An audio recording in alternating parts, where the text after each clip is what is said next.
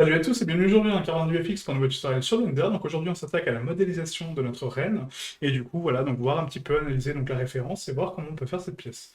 Donc du coup on se retrouve sur Blender sur notre projet donc d'échiquier. On va ramener donc les références ici et du coup si on analyse donc la reine est légèrement plus petite en fait que le roi. Ouais, vraiment très léger, hein, d'accord, donc on a quoi, les 2 mm de différence, je pense. Et du coup, on va se servir donc de la même base, de la même structure pour concevoir cette pièce. Donc on peut voir que le corps est légèrement affaissé, que la pièce principale reste quand même identique, hein, d'accord, en termes de surface, mais par contre le corps est légèrement affaissé.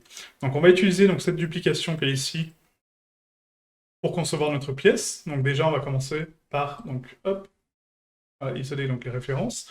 On va sélectionner donc toutes les pièces qui sont ici, d'accord, donc toutes les sphères qu'on a dupliquées hein, précédemment.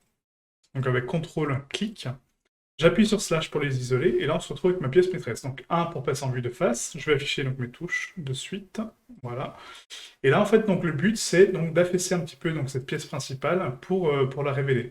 Donc là on appuie sur Tab pour passer en mode Edit, on va sélectionner donc toute la face du dessus, donc celle-ci, hein, donc on sélectionne donc les 4 faces principales, on appuie sur CTRL plus, donc sur le pavé numérique, pour sélectionner donc toute la face en soi, et là, on va donc là descendre un petit peu. Donc là, je pense qu'on va descendre un peu plus. La structure, on va la garder quand même comme ça. On va juste affaisser un petit peu donc les arêtes. Donc GZ. On va faire un scale Z, excusez-moi. Voilà, pour les contracter un peu. Hop. GZ. Et du coup, voilà, donc l'affaisser un tout petit peu. On va retoucher un petit peu les arêtes hein, tranquillement. Donc là, on sélectionne donc ici la boucle. Scale. Voilà. Pour l'adoucir. Et là, c'est pas trop mal, hein, je pense. Un peu plus. Voilà. Là, c'est pas mal. Ok, donc juste la fesser un petit peu, hein. Donc maintenant qu'on a la structure principale, on va juste se charger donc, de la pièce maîtresse, hein, d'accord, donc de la cime. Donc pour la cime, rappelez-vous, on va appliquer donc, la rotation de la taille, l'origine vers la géométrie. On va prendre donc la boucle du bas, d'accord, donc slash pour isoler cette pièce. Voilà. Je sélectionne la boucle du bas. Shift T, GZ pour la déplacer donc sur Z. T pour la séparer par sélection. Et là, je vais faire un scale à 0.8, je crois qu'on avait fait. Hein. Donc là, je vais repasser sur mes pièces principales. Hop. On va faire un slash. Donc là, je vais juste faire un GZ pour la mettre un petit peu plus vers le haut. Hop. On repasse en mode objet. On sélectionne que la boucle. GZ. U. Rotation taille, origine vers géométrie pour recalculer donc le centre de masse. Scale. 0.85 ou même 0.65. On va mettre 0.65. 0.65. Maintenant, je fais mon extrusion donc sur Z, E, Z, comme la dernière fois, donc en mode edit. Je sélectionne ma pièce, EZ, 0.004. Voilà, je crée une boucle centrale, CTRL R. On va faire un scale à 1.05. Voilà, CTRL V pour adoucir. Et là, regardez ce qui se passe encore une fois, donc les normales qui ne sont pas bonnes. Donc avant de continuer avec cette pièce-là, on va corriger donc, les normales. Donc on affiche l'orientation des faces. On regarde ma pièce, donc là actuellement elle est inversée, donc je sélectionne ma pièce, hop, CTRL N pour recalculer les normales à l'intérieur, et là je peux continuer à modéliser. Orientation de face, hop, on repasse en vue de face comme ceci, et là du coup on va créer donc la bordure interne, donc on passe en mode Edit, en mode sélection d'arête, on sélectionne la boucle interne, on fait un ES 0.95, comme ceci, pareil pour l'intérieur, donc ES 0.95. Et donc là, pour la forme de la structure, on va lui donner donc une densité à peu près identique à celle-ci. Donc là, je vais faire un scale, je vais passer en vue de dessus, je vais faire un scale, et on va rapprocher cette arête-là du centre, vous voyez, pour avoir exactement la même dimension. Voilà. Maintenant qu'on a ça, on va faire une extrusion sur Z, donc à 0.01. Voilà, pour avoir donc la petite structure qui est ici, hein, du coup. Voilà. Je vais afficher la référence en même temps, ce sera plus simple peut-être pour vous. Et là, on va faire donc une extrusion sur Z, et on va lui donner exactement la même densité, donc 0.001, 0.01, excusez-moi, 0.01. Et là, on va faire un scale identique à l'autre, voilà, comme ceci. Hop, pour avoir cette jonction. Voilà, parfait. Donc là, on peut voir qu'il y a des courbures, en fait, un peu des dénivelés, d'accord, donc des petits défauts. Donc ça, je vais vous montrer comment faire, en fait, avec l'édition proportionnelle et comment construire cette structure. Donc d'abord, avant de faire ça, on va créer donc la structure interne, donc ES 0.8 cette fois-ci. Voilà. Et là, on va faire un EZ, on va taper 0.005, 0.0025, excusez-moi, en négatif, donc vers l'intérieur. ES 0.95, même 0.8, on va mettre 0.8. Voilà. Et là, on va faire un face remplir par grille. Donc face remplir par grille. Excusez-moi, je décale la référence parce qu'elle me gêne plus qu'autre chose en fait. Donc remplir par grille. On la tourne très légèrement. Voilà. Et là, c'est bon. Hop. Maintenant, pour créer donc les petites encoches en fait, comme on a ici, donc du coup, on peut identifier que du coup la structure est un petit peu courbée, d'accord? Donc là, on peut utiliser donc l'édition proportionnelle pour réaliser cette action. Donc pour ce faire, je passe en sélection d'arête. Je sélectionne donc l'arête que je souhaite. Donc là, on va en sélectionner donc une, 2, 3, 4. Voilà, donc les arêtes de symétrie. Et ensuite, on va prendre donc 1, 2, 3, 4, 5, 6, 7. Donc je vais prendre celle-ci. Voilà, donc celle qui est centrale. Donc avec Shift. Hein. Shift clic. Là, 1, 2, 3, 4. Hop. 1, 2, 3, 4. 1, 2, 3, 4. Et là, c'est bon. OK? Maintenant que j'ai ça, on va faire un GZ. Et du coup, on va tronquer, vous voyez, donc les valeurs. Donc là, on va le mettre à 0.0025 en négatif pour créer donc jolie descente, hein, si vous voulez. Et là, on va monter cette arête-là maintenant, très légèrement, donc l'arête centrale hein, qui est ici, pour lui donner un petit peu plus de courbe. Donc là, on peut analyser que du coup, on a donc 3 arêtes ici, donc la 2, hop, là. On va prendre donc que les arêtes centrales, hein, donc de nos petites pièces. Là, il m'en manque une par contre. Donc, ouais, mes calculs sont pas très très bons. Je suis désolé du coup. Alors, CTRL Z, on recommence, excusez-moi. Donc, la 7, on annule donc, toute la sélection. Je sélectionne donc les 4 boucles centrales. On va faire 1, 2, 3, comme ceci. Ce qui me fait donc 3, 4. Donc là, ça va être 4. Donc, 1, 2, 3, 1, 2, 3. Ok, 1, 2, 3, là. 1, 2, 3, là. 1, 2, 3, là. Voilà, comme ça m'en laisse 3, 3. Donc on recommence. Chez Z, 0.0025 en négatif. Voilà, je sélectionne maintenant donc, les arêtes centrales, comme je viens de le dire. Hop. Et là, on est bon, hein, du coup, en termes de calcul. Voilà. Et là, on va faire un GZ 0.0025. Donc très léger. Euh, Très léger, en sachant que je vais juste tester. Donc ne le faites pas de votre côté, mais c'est juste pour tester avec la subdivision de surface. Ouais, c'est bon. Ok, nickel. Donc là, c'est bon. Ok. Voilà, donc maintenant qu'on a cette structure-là, donc je pense que c'est un petit peu trop haut par contre, et j'en ai oublié une, bien sûr, hein, sinon c'est pas marrant. Donc on recommence. Hop, GZ, on va mettre 0.0015. Ceci. Ça donne un tout petit dénivelé supplémentaire, et là c'est pas mal. Maintenant, il nous manque donc la petite sphère qui est au centre, d'accord? Donc là, pour ce faire, on fait un Q, rotation taille, origine vers géométrie. Shift S, curseur vers sélection, pour centrer parfaitement mon curseur par rapport à la pièce. Shift A, mesh, on va prendre donc un cube, bizarrement. Pourquoi le cube? Parce que du coup, il a une meilleure densité pour le dépliage UV en fait que la sphère. Parce que la sphère, elle a des triangles, et du coup, j'aime pas trop la géométrie de la sphère. Donc on va faire un cube. Ce cube-là, on va le subdiviser donc 4 fois, CTRL 4. Et là, on va faire un scale, hop, en vue de face, et du coup, on va la placer correctement. Donc là, si j'analyse ma sphère, on voit qu'elle a toujours ce côté carré un peu, hein, d'accord? Donc pour effectuer une sphère parfaite avec un cube, il faut rajouter un modificateur de projection.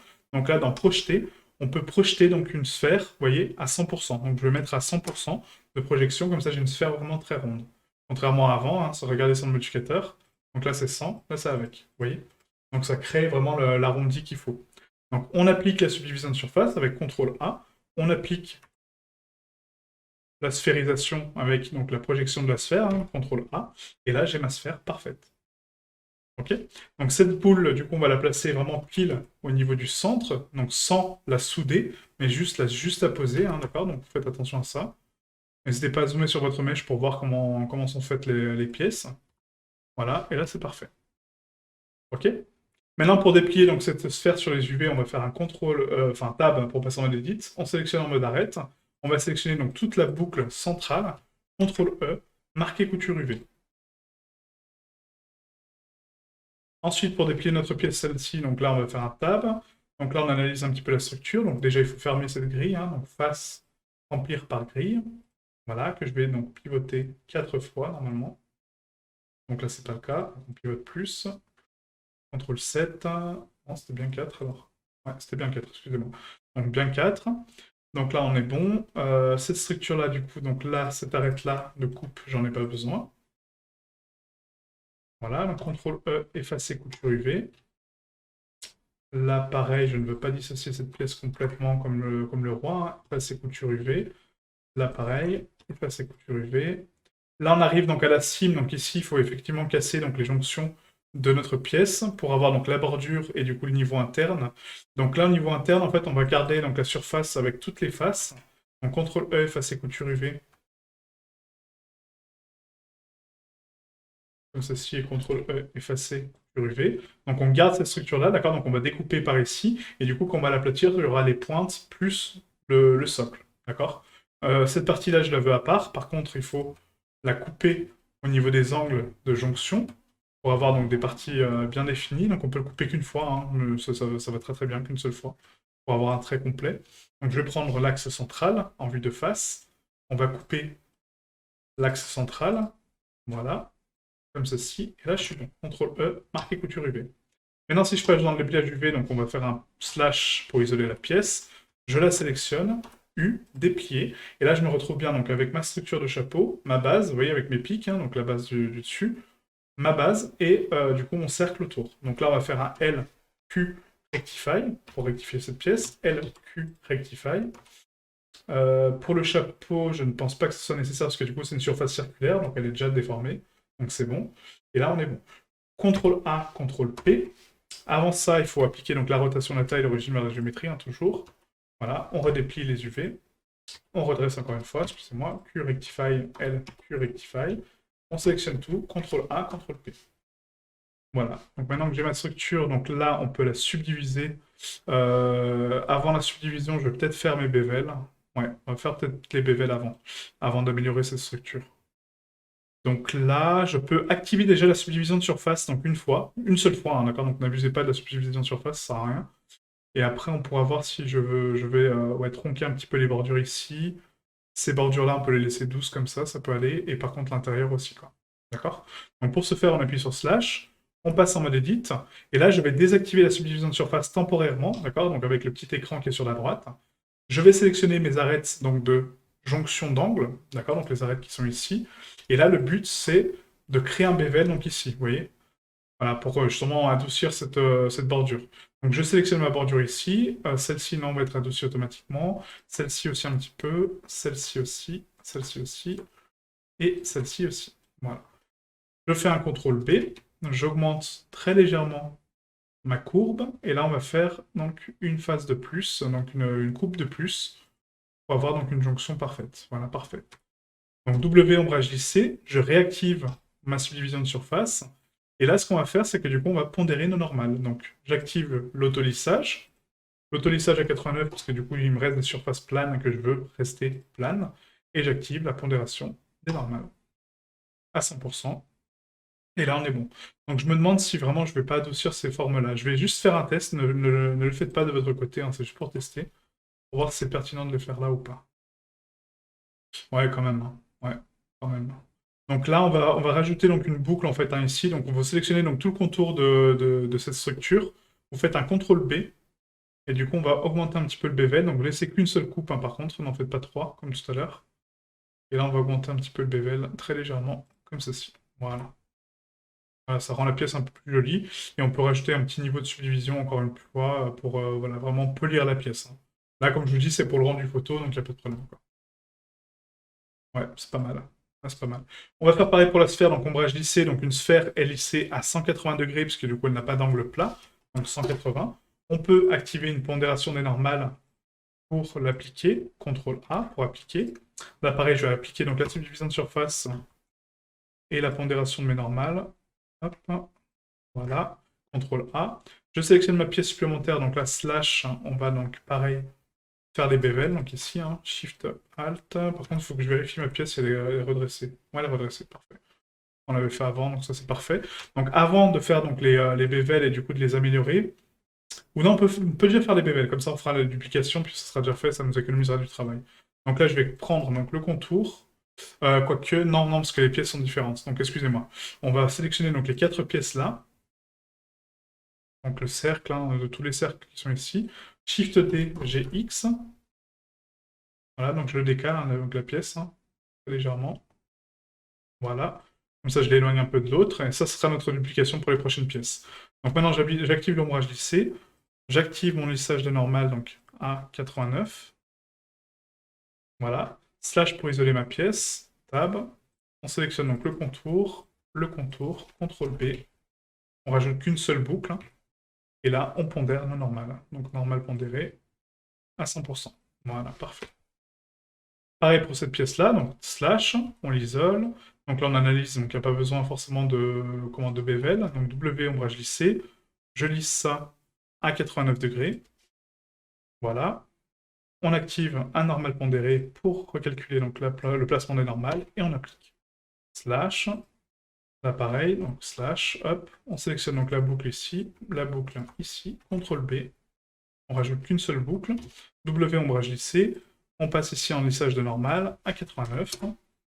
Voilà, donc là c'est beaucoup de répétitions de manip, hein. C'est pour ça que je me permets d'aller un petit peu plus vite, hein, mais du coup voilà, je pense que vous commencez à comprendre un petit peu les manips à faire à chaque fois pour consolider votre mèche.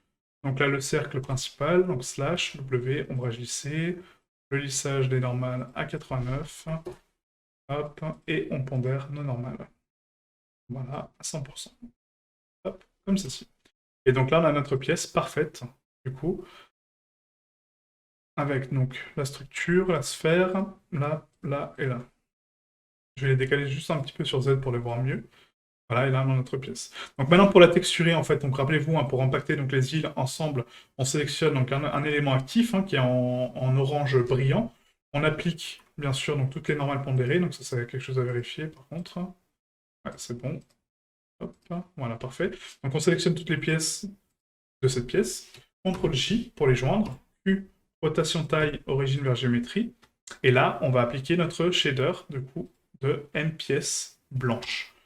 Avant de faire ça, on sélectionne tout le mesh, on fait un A, CTRL P, voilà, pour les impacter. Et du coup, là, ça me donne donc, par contre une grosse densité en termes de polygones, je sais pas pourquoi. Ah oui, j'ai oublié une pièce en plus. CTRL J, puis rotation taille, origine vers géométrie, on resélectionne tout. Voilà, CTRL A et CTRL P. Voilà. Et là, on est propre. Donc là, si je mets en mode pré-rendu, donc voilà, donc la carte UV qu'on a. Là, on peut voir que du coup, donc l'orientation en fait donc, du bois est un petit peu étrange, d'accord, en termes de placement. Du coup, ce qu'on peut faire éventuellement, c'est que je réfléchis un peu.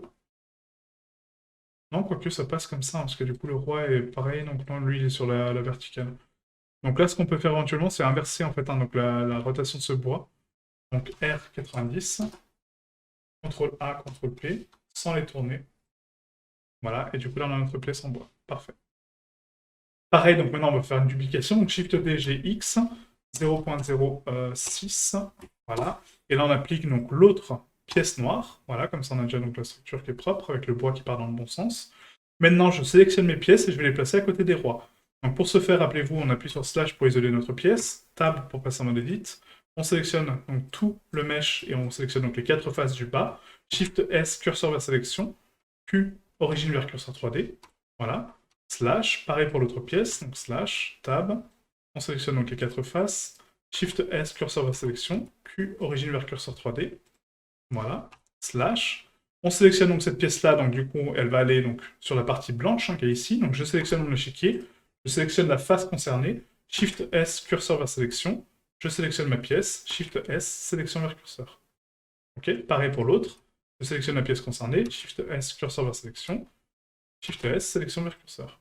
Et là, j'ai placé mes pièces. Ok. Voilà, donc maintenant ces pièces-là, on va les renommer. Donc là, ça va être donc la pièce N.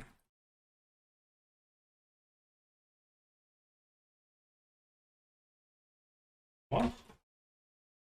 Et là, ça va être la pièce reine blanche. Pièce reine. Comme ceci. Donc là, je vais cacher juste... Non, bon, on va recacher. Hein. De toute façon, ça va être notre collection de duplications. Donc à la limite, pour isoler ça, en fait, hein, ces pièces-là, on va faire un M pour créer une nouvelle collection. Et là, on va mettre base. D'accord? Donc base de pièces, comme ça on a une collection à part qu'on peut cacher et révéler sans problème, et du coup dupliquer sans problème. D'accord? Donc là c'est la scène principale, vous voyez, et là on a une nouvelle collection qui s'appelle base, du coup qui contient ma base de pièces. Donc là c'est parfait, donc slash, hop, on repasse ici, et voilà, on a modélisé nos pièces. Par contre je me suis trompé, donc la reine c'est à droite, en fait c'est pas à gauche. Donc là, autant pour moi, Shift S, curseur vers sélection, Shift S, sélection vers curseur. Voilà. Et donc là, en termes de taille, on n'est pas trop mal, hein, d'accord? Donc c'est un petit peu plus petit, effectivement. On peut peut-être la scale un petit peu sur Z, pourquoi pas. Mais non, dans l'absolu, je pense que c'est pas mal comme ça, hein. Du coup, ça fait pas mal, quoi. Après, on verra pour la taille des pièces si on les remodifie un petit peu sur Z, hein, éventuellement. Parce que là, si je fais un scale Z, on peut l'augmenter, vous voyez, très légèrement, du coup. Donc on va faire ça. On va faire ça. Donc scale Z, 0.005. Non, c'est en positif, donc 1.05. Donc 1.05, même plus, hein. On va mettre 1.15. Voilà. Pareil pour l'autre reine. Donc scale Z 1.15.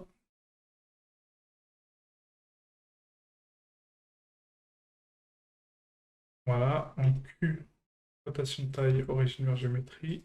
Q, rotation de taille, origine vers géométrie. Voilà, comme ça on est raccord là-dessus. Et là, si je regarde donc mes tailles, on est bien donc à 0.09. Et là, 0.0.1. Voilà. Attendez, excusez-moi, parce que du coup, je pense qu'il me se trompait. On va le laisser comme ça par défaut. Par défaut, on va le laisser comme ça. Je vais peut-être scale mon roi un petit peu plus bas, parce que là, du coup, on est à 0.12. Donc, en moment, c'est 6,7 cm. Là, il est vraiment très haut. Donc, on va faire un scale Z sur les rois.